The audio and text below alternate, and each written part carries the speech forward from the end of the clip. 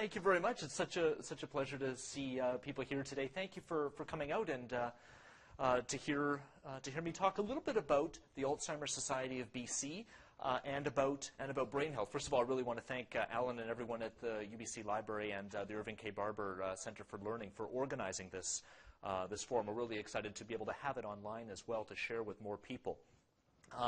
So as Alan said, my connection with the University of British Columbia began when I was working there as what we call a neuropsychometrist at the Clinic for Alzheimer's Disease and Related Disorders at UBC Hospital. And essentially, I was doing research there, assisting with research, but also doing assessments with people with memory loss. So doing the sort of testing to get a sense of whether or not memory loss or other cognitive concerns were a sign of dementia or something related more to normal aging. So that's kind of what my role was there. And I've now been with the Alzheimer's Society for the last couple of years.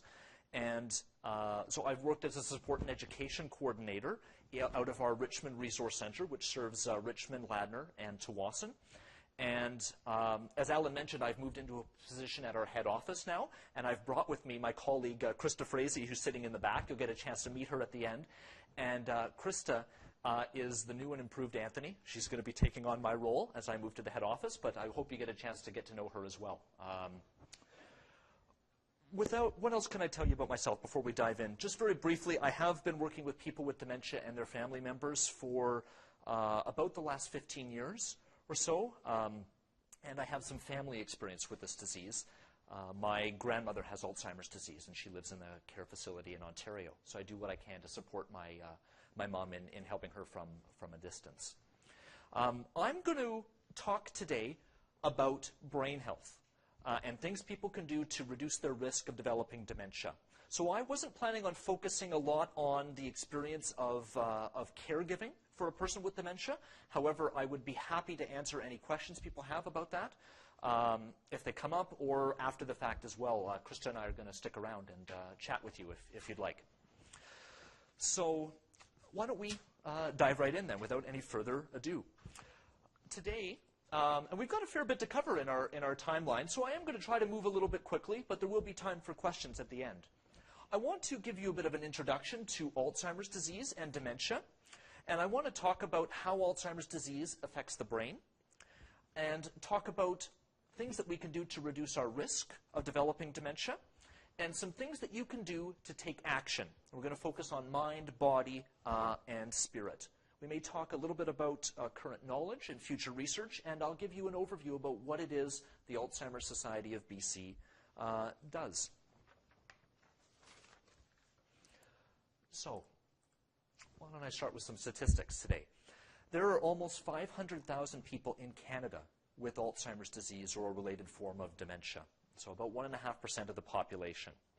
And more than 70,000 people here in BC are living with some form of dementia. That's over 15,000 new cases every year in BC.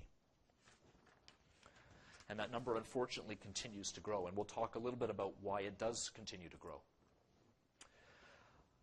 The most common question that we get is, what is dementia, and how is that different from Alzheimer's disease? So I'd like to set the stage and start there. When I talk about dementia, I'm talking about a group of signs or symptoms that indicate that there is something wrong with the brain, and that might be issues with memory, which is what people often think about when they think about Alzheimer's disease, but it may also be changes in concentration and judgment and reasoning, and these symptoms are caused by a disease in the brain. Sometimes there's other changes. There can be emotional changes, personality changes as well.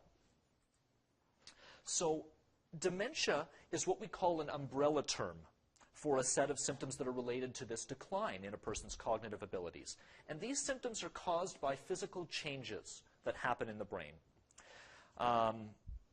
So one way that we like to talk about this is to think about dementia as an umbrella term, and Alzheimer's disease is one type of dementia. It happens to be the most common type.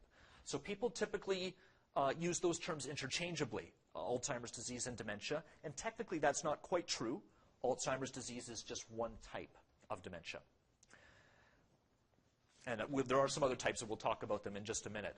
Something I should mention is our name, the Alzheimer's Society of BC, doesn't just mean we work with people with Alzheimer's disease and their family members. We work with individuals who are affected by other types of dementia as well.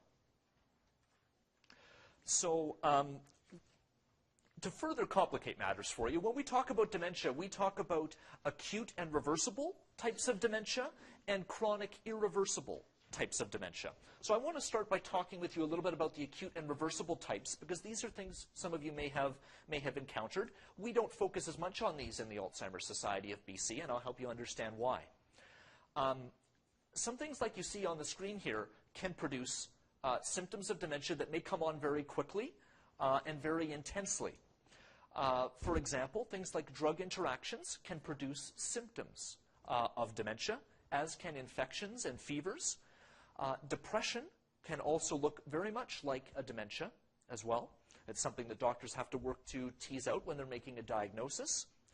Dehydration can also cause symptoms of dementia, as can stress, certain brain tumors, and so can vitamin B12 deficiency and potassium deficiency. Now, as you can see from those items, these are all things that, for the most part, we can treat or do something about to turn around those symptoms. So I want to make that distinction, because those are things that doctors will want to rule out if they're making a diagnosis of Alzheimer's disease, or if they're trying to determine what the cause is of symptoms of dementia. They're going to want to rule out these acute and reversible forms of dementia that we can treat very easily. However, there are also what we call chronic and irreversible types of dementia. And so these are diseases that can happen slowly. They progress over a longer period of time, but they do progress. They're what we call progressive illnesses, so they do get worse, and they are what we call irreversible. So right now, we can't stop them. We don't have a cure for some of these types of dementia. So Alzheimer's disease, as I mentioned, is the most common. We'll talk about that a little bit more in a minute, but there are some other types of chronic irreversible type of dementia that we work to support families with. So for example, vascular dementia, some of you may have heard of this. This is a series of small strokes that can happen in the brain. And it's possible, unfortunately, for a person to have more than one type of dementia at the same time. So if someone does, we might call that a mixed dementia. So someone may have Alzheimer's disease and these small strokes from vascular dementia. Some other types of dementia include dementia with Lewy bodies and frontotemporal dementia. When most people think about dementia, they think Alzheimer's disease and they think memory loss, but that's not the only common symptom. It depends on the type of dementia that a person has. So for example, dementia with Lewy bodies, issues with memory is less of a concern, and in fact, a more common symptom would be something like hallucinations. There is a type of dementia that's related to AIDS. There are symptoms of dementia that can happen in Parkinson's disease, as well as in Huntington's disease. I don't know if anyone knows what Creutzfeldt-Jakob disease is. That is the human form of mad cow disease. And it's incredibly rare, and so I'm not going to spend any more time talking about it, but if anyone has any questions, let me know. And another type of dementia is something we call Korsakoff's syndrome, which can result from chronic alcohol intake over time. So, and as you can see from this list of chronic irreversible dementias, these are types of dementias where we don't, at this point, have a cure for them. For some of them, we can treat some of the symptoms, but we can't cure these types of dementia at this time. I promised you I was going to come back and talk about Alzheimer's disease. As I mentioned, the most common type of irreversible dementia. It accounts for about 65% of all cases of dementia. It's also the most well-known. So it really is a progressive and a degenerative disease of the brain. And it impacts a person's memory and their judgment and their reasoning, so not just memory alone. And it can cause changes in a person's behavior, their communication abilities, sometimes mood as well. But if there's one point I'd like you to take out of today's presentation, is that Alzheimer's disease is not a normal part of aging. I want to really stress that. got a bit of a picture up here of, on one side you see a bit of a diagram of a normal brain, a cross-section of a normal brain, and on the other side you see a brain that is much smaller, that has what we call atrophy, or it has shrunk. Now, everyone's brain shrinks a little bit as we get older. It's happening to all of us in the room as we speak right now. But in Alzheimer's disease, that rate of shrinking or atrophy of the brain occurs much faster, or there is more of it that's happened in the brain. So that is one thing that a doctor might look for example, with a brain scan in the process of making a diagnosis of a type of dementia, trying to understand what may be happening, what may be accounting for any symptoms that you or a family member may be noticing. So that's one of the changes that happens in Alzheimer's disease, is the shrinking of the brain. I don't know how well you can see this diagram, but what I've got here is a picture of some healthy, in the small box, some healthy brain cells, and then a diagram in the larger box of brain cells that have been affected by Alzheimer's disease. And this is, what it shows is one of the telltale signs of Alzheimer's disease that happens at the cellular level in the brain. There are two types of main changes that we suspect play a role in Alzheimer's disease. And the first is something we call amyloid plaques. There's a protein called amyloid in the brain that is essential for sending messages between brain cells. So it's a very healthy thing to have, but Alzheimer's disease causes changes in amyloid, and that creates plaques that build up between the nerve cells in the brain. And those plaques then interfere with messages moving around from one part of the brain to the next. Another common change that happens in brain cells in Alzheimer's disease are what we call neurofibrillary tangles, or just tangles for short. There's another protein in the brain that's called tau.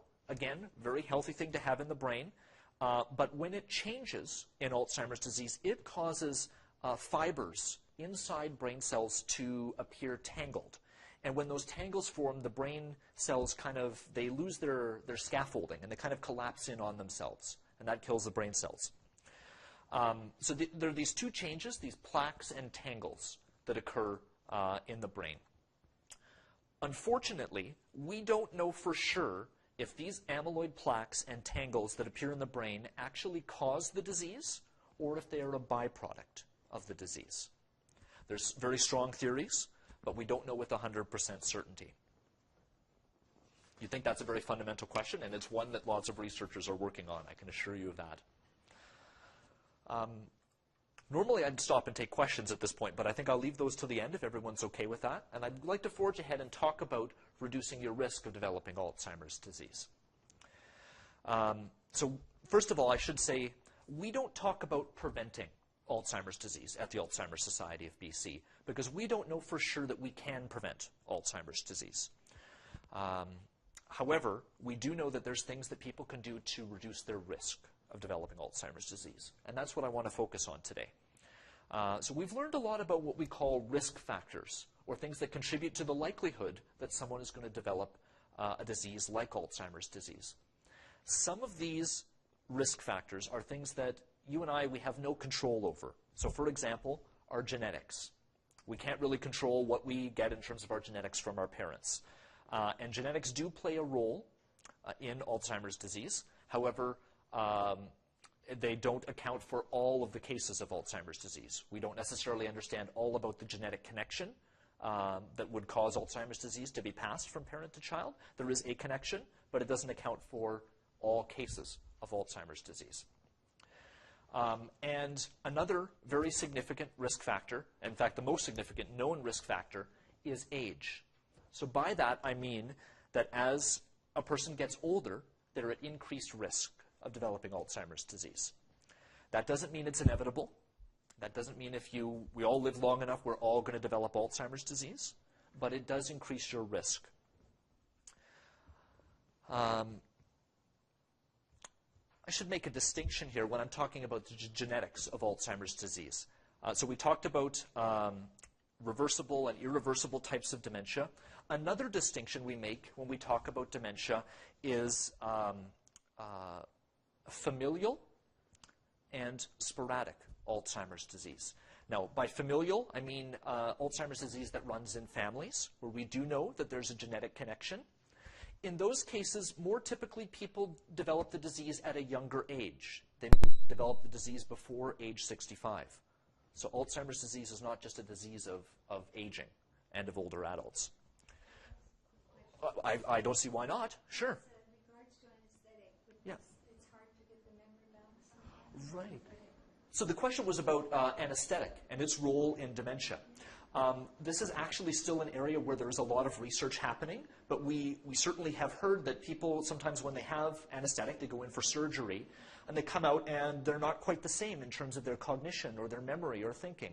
It doesn't happen to everyone, and for some people it happens, there's changes in the short term, and then people recover their cognitive abilities. But some people may not fully recover all of their memory and thinking abilities after having surgery and going under anesthesia. And we think that may have something to do with the connection, a relationship between what's used for an anesthetic and the tau protein I was talking about in the brain. But that's a theory right now. There's some research that does support that, but it's still an area that we need to understand more about. So you're very welcome. That's a good question. So just to backtrack very quickly, so we talk about familial Alzheimer's disease that may run in families where there is a known genetic connection, and sporadic Alzheimer's disease. Now that's actually about 93% of all cases of Alzheimer's disease are what we call sporadic, which means we don't know what the genetic connection is or if there is one. So it's only a minority, a small minority of people where we know that there is a genetic connection with the disease. With the rest of people, there's still lots of active research going on about what is going on in those cases. But there can be genetic factors, and there may be some other environmental factors or other factors we don't yet understand. So right now, we don't understand fully what does cause Alzheimer's disease. And it's possible that there actually are multiple causes. So these are some of the risk factors that we can't control: genetics and aging. However, there are lots of risk factors that you can actually control to reduce your risk of developing Alzheimer's disease. And so these are things that might actually cause a person to not develop the disease.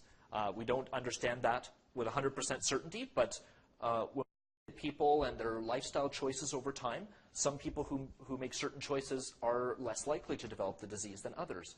And some of those aspects are things I want to talk about with you today. A lot of these things I'm going to talk to you about are things that are just good for healthy aging in general. So the things that we hopefully all can build into our routines. But there's some evidence to suggest they may be helpful for reducing the risk of Alzheimer's disease as well. It is important to acknowledge that right now there are no treatment or drugs that are proven to prevent or delay the onset of Alzheimer's disease. Now, there are certainly research trials happening right now in the world about trying to treat people even before the symptoms are fully established in a person with Alzheimer's disease. That's an active area right now. But let me talk about what you can do as a person interested in reducing your risk of developing Alzheimer's disease. Unfortunately, as it says up there on the screen, you can do everything right and still develop Alzheimer's disease, unfortunately. However, some of these things I'm going to talk about may reduce your risk as well. So it's important to try and focus on those things. And I'm actually going to talk about three main areas today: mind, body, and spirit, and ways related to those three things that you can reduce your risk. Now, I do have a handout on the table as well that you can pick up at the end that is a bit of a list that you can create for yourself, focusing on mind, body, and spirit, and different things that you may do or to build into your routine that can help you potentially work towards reducing your risk of developing Alzheimer's disease. But let me talk more about these areas. So, like I said, we're going to talk about mind, body, and spirit, and the sheet on the side is about setting some goals for yourself. And of course, it's important to be realistic about the goals you set for yourself and to speak with your doctor, but hopefully we can share with you some simple things that you may be able to do. I really like this quote: "I have a fantastic memory. Even elephants consult me." So that doesn't describe me, though, I must admit. So I want to talk with you about some of the changes that can happen with normal aging, things that happen to a large number of people as they get older, and to contrast that with changes that might happen where it's related to Alzheimer's disease. Because this is another common question we get from people, is around how do we know if this is just normal aging or is it Alzheimer's disease? And I have certainly some brochures on the table about 10 warning signs and things like that I encourage you to take a look at. But people want to know what you might expect to happen as you get older in terms of changes in your thinking, your memory, your cognition. So who here has, found yourself looking for a word you want to use and you can't quite come up with it? You know it's on the tip of your tongue. I think that happens to all of us, right? This is actually a very normal experience. This is something that is common in normal aging. So not being able to quite find a name or a fact or a word, that's certainly a very normal change. If you ever find yourself not being able to remember where you heard something or where you learned something, you can't quite pull up that detail, that, again, is very normal change with aging. Has anybody here ever misplaced their keys? I would suspect that some of you have. Again, very normal thing to not be able to find things if you've set them down and forgotten where you've put them. These are very normal changes. So those are some changes in memory that can happen. And certainly there are changes in other abilities, other cognitive abilities. So maybe you were somebody who could balance all sorts of balls, have so many balls up in the air at the same time. And now you find as you're getting older that's something that you can't do as well. That's, again, very normal. So that multitasking can become more challenging as we get older. And reaction time is also something that does slow down normally with aging. So these in and of themselves are not certainly a sign of Alzheimer's disease. Of course, we encourage people, if you have concerns, to speak with your doctor. But these can often be changes related to normal aging. So now, how about the flip side of that? Let me share with you some areas that don't necessarily have to decline with age. So for example, your vocabulary is something that can stay very steady as you get older. Your decision-making abilities are not something that should change with normal aging. Your creativity as well, your ability to learn, and your ability to generate words, language, what we call language fluency, and your use of language. That in and of itself are things that should not necessarily have to decline with age. So we make a few distinctions here. Let me share some examples with you. If you find yourself not able to remember small details of a conversation or an event that took place a year ago, that might be related to normal aging. If you find yourself not being able to recall details of recent events or conversations, that might be something that may be more worrisome to you. If you find you're not able to remember the name of an acquaintance that you have, again, that is something that is quite normal.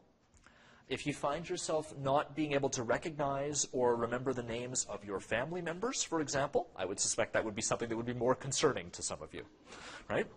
So, if you are having difficulty occasionally finding words, again, like I said, very normal. If you're finding yourself frequently pausing or substituting words, that may be something that you might be more concerned about. But this one is my favorite. If you are worried about your memory, but your friends and your relatives around you aren't concerned, that may just be normal aging. But if your relatives and your friends are concerned about your memory, but you're not aware that there's anything wrong, that might be more of a sign that there is something problematic happening. So I share a couple of those examples with you to help put things in context. Last thing we want people to do is to be anxious and worried about their memory, because when you are anxious and worried, that actually can affect your memory as well. It's harder to make new memories and to what we call encode things or get them actually into your brain so they'll stay. So at the same time, we do want you to feel comfortable speaking to a doctor if you do have any concerns about your memory. So I hope that's helpful for people. So In general, what we encourage people to do is to increase their mental agility and their mental capacity. So it can be very important to try and build new connections between your brain cells, because that can help make the brain more resilient to any of the damage that comes from Alzheimer's disease. So, we encourage people to have a lot of variety in their activities. So to try and engage your brain in a variety of different ways, try doing routine tasks in different ways as well. So whether or not that's brushing your teeth with your wrong hand or anything else like that, taking a different route from point A to point B than you would normally take also uses the brain in a different way. So it's a little thing that you can do. And it's just valuable, of course, to be a lifelong learner and to never really stop learning. Some other examples, we encourage people to try and learn a new language. That may sound kind of daunting, but that is something that's very good for the brain. And in fact, there's research that suggests that people who can speak more than one language are actually at reduced risk of developing dementia because their brain has more connections between the brain cells. We encourage people to do things like maybe trying to learn how to play an instrument or taking some lessons, practicing a new skill. Maybe you like to go out dancing. That's good physical activity as well, and we'll come to that in a second. But that also engages the brain. Some people like to do brain training games, things like Sudoku and crossword puzzles. We certainly don't discourage people from doing those as well. We encourage people to go to take in cultural events as well, so plays, museums, going to concerts, galleries, etc., are all things that can be stimulating for the brain as well. So I've got a few of those examples up on the next slide as well. So I want to shift gears and talk a little bit about things that you can do to focus on your body in terms of reducing your risk of developing Alzheimer's disease. So we encourage certainly healthy lifestyles, and we know that lifestyle changes can take time, and they can be hard to integrate sometimes, but they can show long-term benefits when you're doing these sort of things on a regular basis. And in general, what is good for your heart is actually good for your brain as well. So your cardiovascular health is very strongly linked to your brain health. And there's a connection between Alzheimer's disease and heart disease, stroke, and diabetes as well. So what we encourage people to do is to make those long-term healthy lifestyle choices as well. So we encourage people to watch their numbers, not too closely, not again to become anxious about them, but to work with your doctor to be maintaining your cholesterol and your blood pressure and your glucose level as well. And exercise is something that we definitely encourage people to consider if they're wanting to reduce their risk. So exercise obviously increases your blood flow to the brain, so it brings more oxygen and glucose, which is the energy that the brain needs. So, we encourage people to exercise on a regular basis to get your heart rate up, even if it's just for 15 to 30 minutes, 3 to 4 times a week, may be beneficial. And in general, and this goes for brain activities as well, we encourage people to choose activities that you enjoy. If you try to integrate some new activity to reduce your risk of developing dementia, and you don't like it, you don't enjoy it, are you going to keep it up? Probably not. And then if you don't keep it up, you're not going to see those long-term benefits from it. So it's important to find activities that you enjoy that engage your brain and your body and your mind as well. So some suggestions I often share with people, maybe it's something as simple as getting off the bus, a stop early, and walking the rest of the way to your destination. Or parking your car as far away from the mall doors as you can and walking in. Little things you can build into your day-to-day. You can grab some soup cans and in front of the TV do some arm curls while you're watching your favorite show. Right? Kill 2 birds with 1 stone, right? Taking the stairs, of course, instead of the elevator or the escalator, wherever that's appropriate. If you have a pet, like a dog, encourage you to take them out for a walk. They will thank you, and you will thank yourself, hopefully, as well. And if you don't have a dog, if your neighbor does, ask your neighbor if you can take their dog out for a walk. They will love you for it, right? And then you get the benefit, too. Maybe it's something as simple as washing your car by hand. All these sorts of little things that we encourage people to do if it seems daunting to be integrating exercise into your day-to-day. Because even something like a half hour of brisk walking a day can be very helpful. And walking is something we often recommend when we're talking to older adults. as well, because it's one of those types of exercise that in general may be safer than some other types. So again, engage yourself in a variety of activities. If you do them regularly and you do different sort of activities, that's the best way you get the most benefit from these kind of things. And again, we encourage you to work with your doctor and speak with them about what sort of exercise and activities might be good for you. We also discourage, well, now, this sounds like I'm discouraging alcohol consumption entirely, but there is actually some evidence to suggest that maybe a little bit of red wine, for example, or a drink every now and then may actually be good for the brain.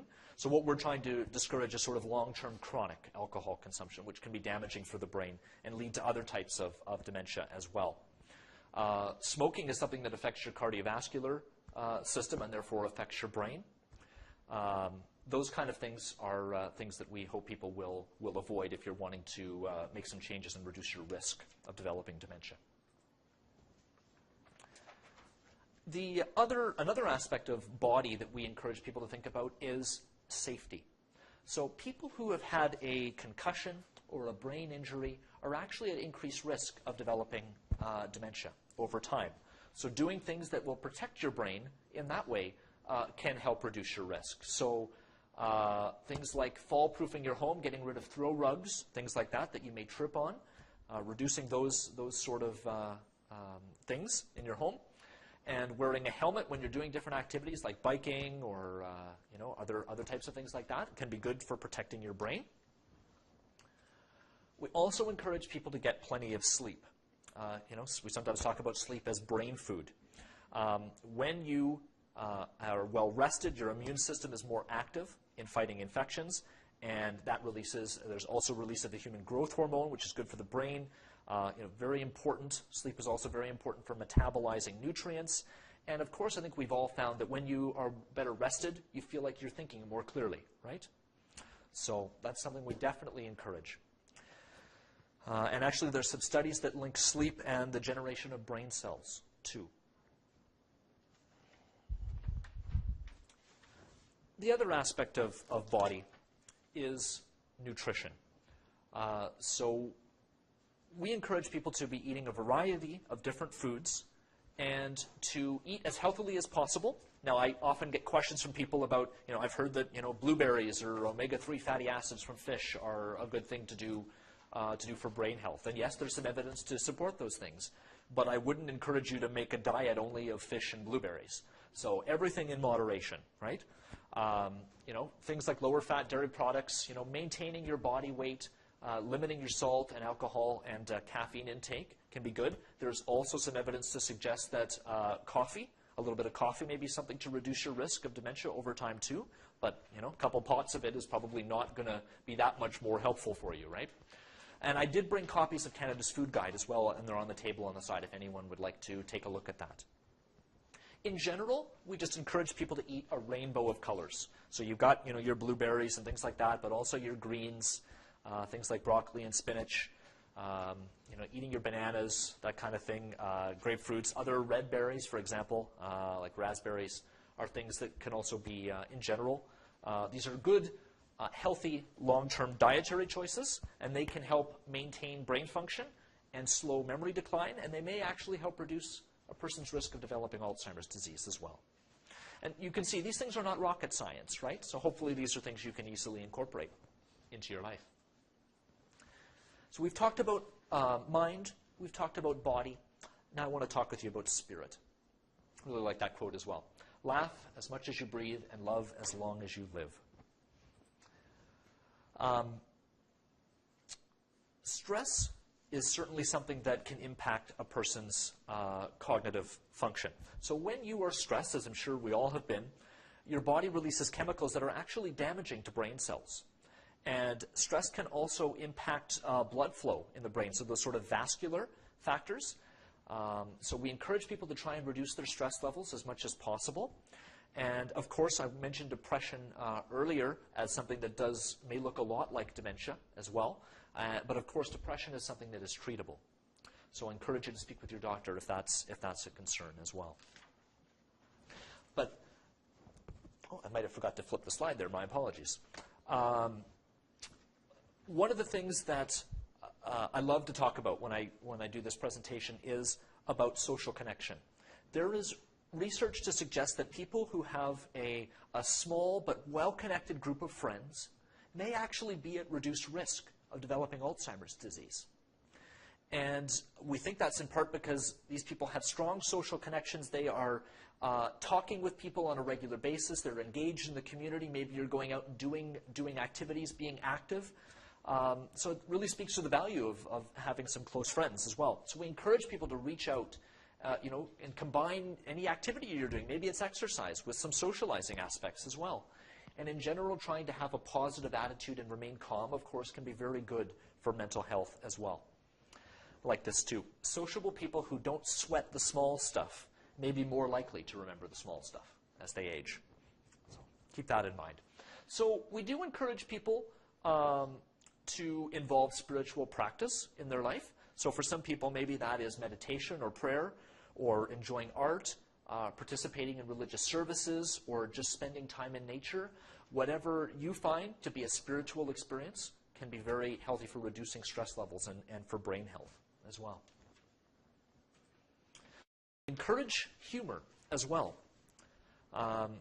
We talk about telling jokes as a form of brain training, right? Because you have to tell the joke in the right order, and you can't give away the punchline too early, right? So telling a joke can actually be good for the brain. And a little laughter can reduce blood pressure and reduce stress levels as well. So again, we also encourage people to stay active. So maybe just try to maintain your interests and hobbies as best you can.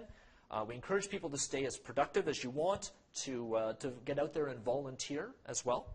It can be very helpful for you to be mentally engaged. I think I've talked about aspects of social life and attitude as well. So trying to maintain a positive attitude can be really good. A wise person once told me, take it as a challenge instead of as a threat. And I think that's a good approach to take to life in general. So I've talked a little bit about the mind, body, and spirit, and I'm conscious of the time and want to leave some time for questions. So I want to talk a little bit about research, maybe field some other questions about research, and then tell you a little bit about the Alzheimer's Society of BC as well.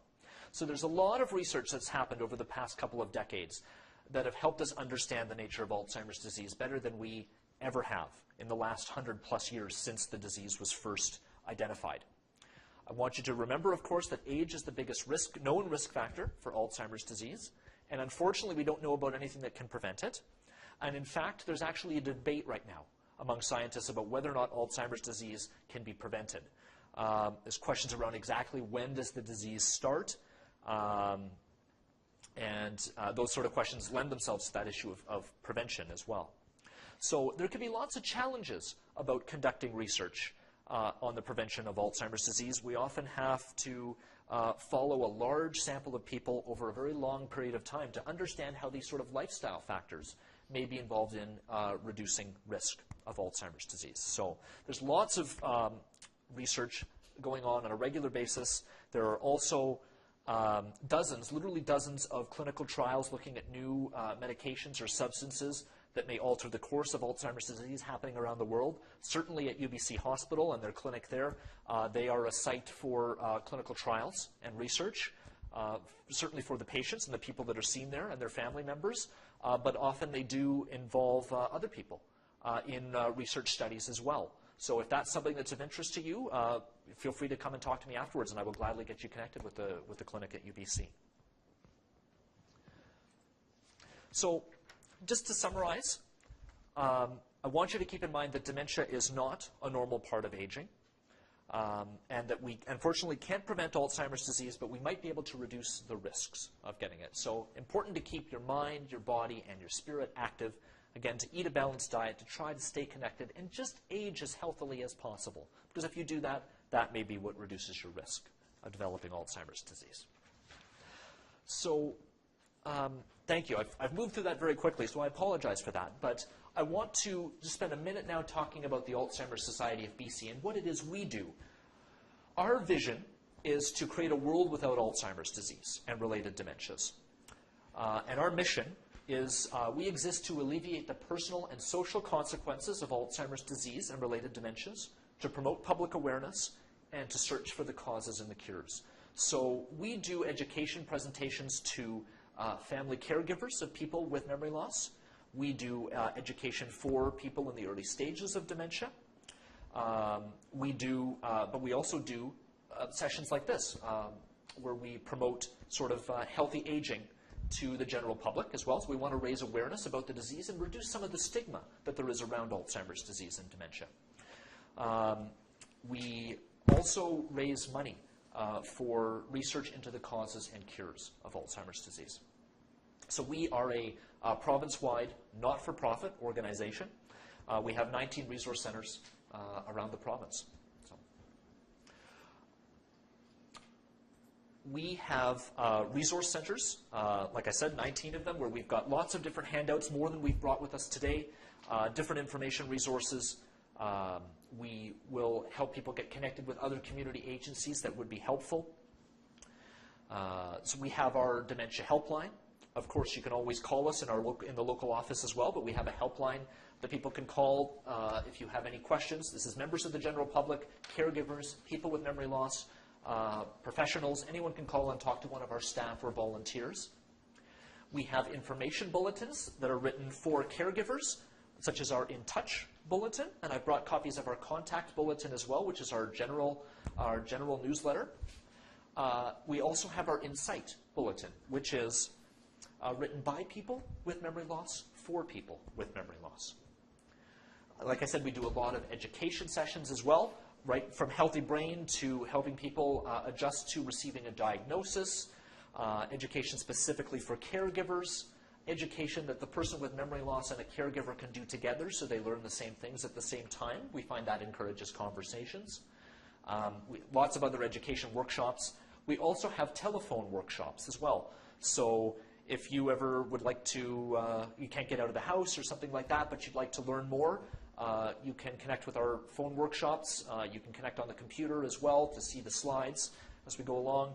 And these are something that's free of charge, and we actually record them and put them up on our website too. So that may be another learning opportunity for you. We also have support groups. We have support groups for caregivers and support groups for people in the early stages of memory loss as well. I think that's about my time. So I think I will stop there. But I do have on your handouts and on the slides, there are a few different websites I encourage people to take a look at if you'd like more information. And I encourage you to check out the Alzheimer's Society of BC website as well for more information. And I just really want to thank you for your time, and I hope I can answer any questions that you have. Thank you. I don't know if I want to do this, a private one or not, but post-traumatic stress for some of the elderly, is that ever considered as looking for the dementia sometimes that people get from nightmares or something? I just thought I'd mention. Yeah, no, so the question was around the connection between post-traumatic stress and Alzheimer's disease and memory loss. So, and emotions. Certainly stress is something that can affect, memory and mental abilities, but certainly something like post-traumatic stress, certainly something very serious. It's not something that we think about as a significant risk factor or anything like that for Alzheimer's disease. Because we just get yelled out. Right. Yeah. So there's certainly medications as well, but I'd be happy to talk more with you maybe offline about that as well afterwards if you'd like. So yeah, that's not a very common question we get because we don't really think about that connection. Yeah, that's good. That's good. I'm glad you're thinking about questions, which is great. Of course. Yeah. And we do a lot of one-on-one support as well in the Alzheimer's Society. So if anyone certainly doesn't feel comfortable asking questions right now that are, going to be recorded for posterity, things like that, we meet with families one-on-one as well to chat with you if you'd like as well. So, any questions that people have?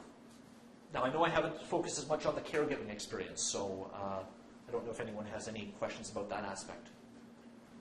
Yeah, Please. Actually, our doctors these days pretty proficient at finding out whether it's Alzheimer's or a different type of dementia. They're pretty good at it. We're dealing with a parent out of province. I have siblings there, but the communication isn't quite as immediate as if we're there. Right.